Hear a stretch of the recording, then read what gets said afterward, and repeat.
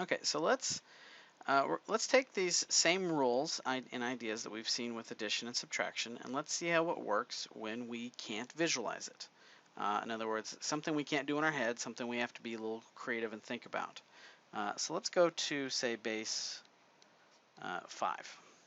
So let's take a number like 2, 2 in base 5 and add that to 3, 1 in base 5. Okay. One of the methods we first looked at was concrete model. So a 2, 2 would translate into 2 longs and 2 shorts, and a 3, 1 would translate into 3 longs and 1 short. Okay. Now, how many shorts do we have? We have 3 of those, so that's nice. And I've got 5 longs, but I'm not allowed to write the number 5 when it comes to base 5. So that means I'm going over one more place value. So 5 would translate into a 1, 0. Okay. In other words, 5 longs in base 5 would translate into a box with 5 by 5 dimensions. Now, let's actually convert that into our base 10 system so we can see what just happened here. So 2, 2 base 5 would be 2 times 5 to the first plus 2, and a 3, 1 would be 3 times 5 to the first plus 3.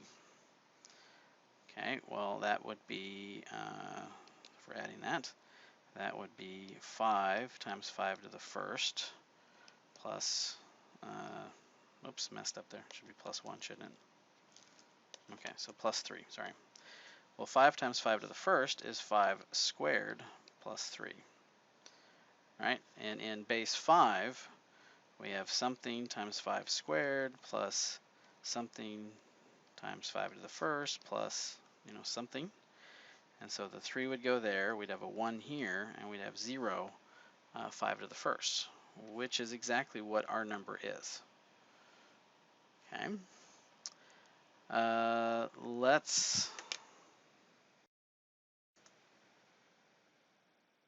Okay, so let's do, for our subtraction problem, let's see, let me get some space here. Let's do something like 3, 2 minus 1, 4 in base 5. Okay, something where we actually have to do a little bit of borrowing. Okay, so what does 3, 2 translate to mean? All right, that would be 3 times 5 to the first plus 2. Okay, so if I borrow from here and make that say 2, that's going to give me 7 over here. And so then I can carry out that subtraction. So I have 3, 7 minus 4 is 3, and then 2 minus 1 is 1. So 3, 2 base 5 minus 1, 4 base 5, I get 1, 3 base 5. And so this idea of borrowing still works as well.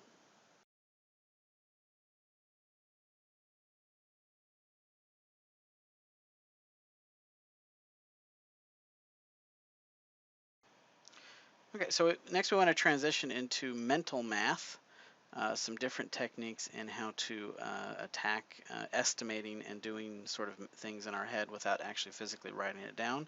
Obviously, having to write down a problem is sort of a bad way to illustrate how to not have to write down a problem. But the idea is to demonstrate what the technique is.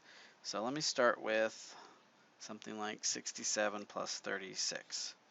Okay, so the idea for this approach, adding from the left, is we look at the leftmost numbers and we just sort of keep track in our heads. So the 6 and the 3 is 60 plus 30. It's what we're thinking in our heads to get 90. And then we think, then we look at the 7 and the 6, and the 7 and the 6 we get 13. And then in our heads we just think, all right, well let me add those two numbers, 90 and 13, and we get 103. So adding from the left simply is a technique to focus in on the left side. Then we have what's called breaking up and bridging. So breaking up and bridging. Let's see, so let me start off with our problem of 67 plus 36 again. So we're going to add 67, so we look at the bottom number and add that to get 97. And then I go to the bottommost number, so I add 67 and the 3, and then I'm going to connect on the last number, the 6. So 97 plus 6 would still give us our 103. But notice the approach is take one number and add something from the second number, so the tens unit, and then add the ones unit in after I've done that. So I've sort of connected and I've broken up the number and bridged it with. And then we have a technique called trading off. So again, go back to this. Okay, so trading off, what I'm going to do is I'm going to add and subtract the same number from both numbers to sort of make it prettier numbers for me. So if you think about 67, for example, what number close to 67 would make this a little bit easier to do in my head? And that would be if I added 3. So if I had 70 instead. So add 3, take away 3. Okay. And now my problem, and again I'm sort of doing this in my head, my problem is 70 plus 33, and that's a lot nicer numbers to do in my head. And I end up getting the 103 that way. So trading off is when we add something to make it prettier, and we subtract that same value from the bottom number, and we end up getting two other numbers that are a little bit easier to do in our heads. Okay, so then we have a process called using compatible numbers. Let me get a problem up here. So 130, 50, 70, 20, and 50. So we're going to look at adding those all together. So the way compatible numbers work, in my head I recognize partners that I can make nice and pretty. So 130 and 70 is 200, 50 and 50 is another 100, and then I've got that 20 that's sort of hanging out there that I haven't done anything with. And so in my head then I would be able to imagine that the 200 and then 100 is 300, and then the 20 that hasn't been added to anything. Okay, so using compatible numbers, I partner them up so they're nice and pretty. Making compatible numbers, so let me get a problem up here like that we can do this. This is where I modify my numbers so that they are nice and pretty. Like for example, I would like to, of that 79, I'm gonna split it up into 75 plus 4. And then what I can do is I can take the 25 and the 75, and that makes 100. And then I have that 4 that I haven't done anything with, so I get 104. So I break numbers up so that they're prettier to work with, and then I take the prettier numbers and add what's missing to it.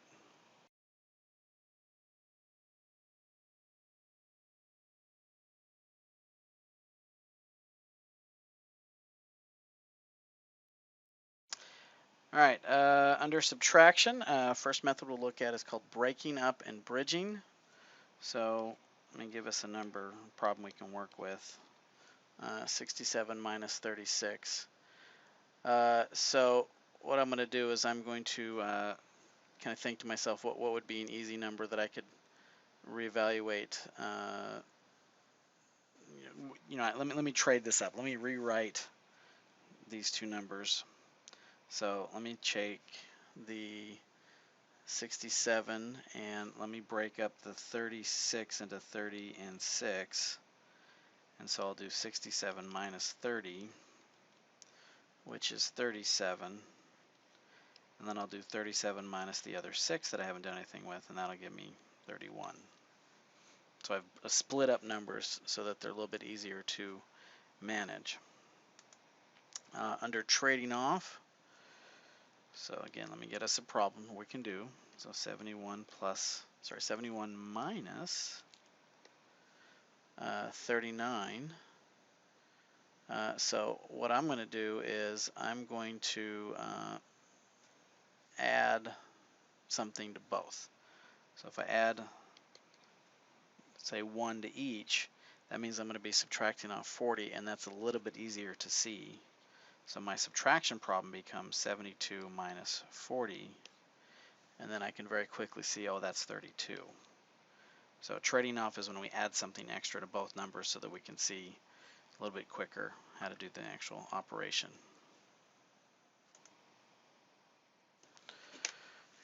Okay, drop the zeros. Let me give us a number. Let me give us a problem that will illustrate this. So 8,700 minus 500. Okay, obviously drop the zeros involves when we have zeros. So that's the same as saying 87 minus 5, which is 82. And since I dropped the zeros to get that, then I want to throw the zeros back on the end. So 8,200. So again, it only works if we have a bunch of zeros in the problem that we're dealing with.